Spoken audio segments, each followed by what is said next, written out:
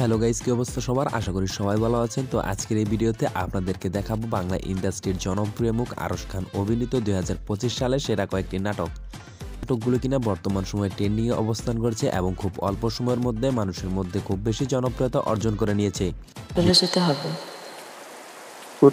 বেশি কথা না বাড়িয়ে চলুন আজকের এই ইন্টারেস্টিং ভিডিওটি শুরু করা যাক। সময় কম, শুরু করো। তো গাইস, শুরুতেই দেখবেন আরশ খান এবং তাসনিমা তিশায় অভিনীত প্রেমিক যুগল নাটকটি। ইচ্ছা হয় আমাকে কেউ ভালো লাগে। হে পৃথিবী! নাটকটিতে বর্তমান সময়ে ভিউ রয়েছে প্রায় 8 মিলিয়নের উপরে। নাটকটিতে প্রেমিক প্রেমিকার মধ্যে ভালোবাসার সম্পর্ক সৃষ্টি হয় এবং সেই ভালোবাসা শেষ পর্যন্ত অব্যাহত রেখে চিনলেও আমি একটা মানুষকে চিনি। সো গাইস, এরপর দেখবেন ডিরেক্টর মেহেদী হাসান জনির কিছু বলবে নাকি।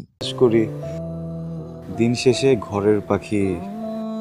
নাটকটিতে ভার্সিটির পড়াশোনা চলাকালীন সময়ে আরশ খান এবং প্রিয়ন্তী উর্মির মধ্যে ভালোবাসার সম্পর্ক সৃষ্টি হয় এবং মাঝখানে তা অব্যাহত থাকে।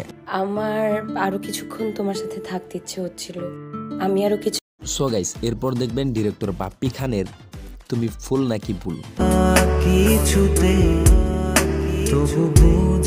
নাটকটিতে অভিনয় করেছিলেন আরশ খান এবং তাসনিমা তিশা। নাটকটিতে বর্তমান সময়ে ভিউ রয়েছে প্রায় 7 মিলিয়নের কাছাকাছি। আমাকে টিপ পড়লে কেমন লাগে? কাশফুলের মতো। বরাবরের মতো সবগুলো নাটকের মতোই এই নাটকের শুরুর দিকে ভালোবাসার সম্পর্কের সৃষ্টি হয় এবং শেষ পর্যন্ত সেই সম্পর্ক ছিন্ন হয়ে দর্শকদের ইমোশনাল করে নাটকটি শেষ হয়।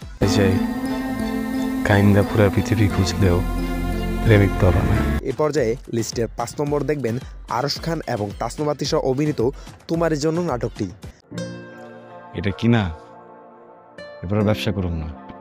নাটকটির মাধ্যমে ভালোবাসার খুব দৃষ্টান্তমূলক ঘটনা তুলে ধরা হয়েছে। আমি মনে করি আমার যেমন ভালো লেগেছে আপনারাও নাটকটি দেখলে অবশ্যই আপনাদের কাছে ভালো লাগবে।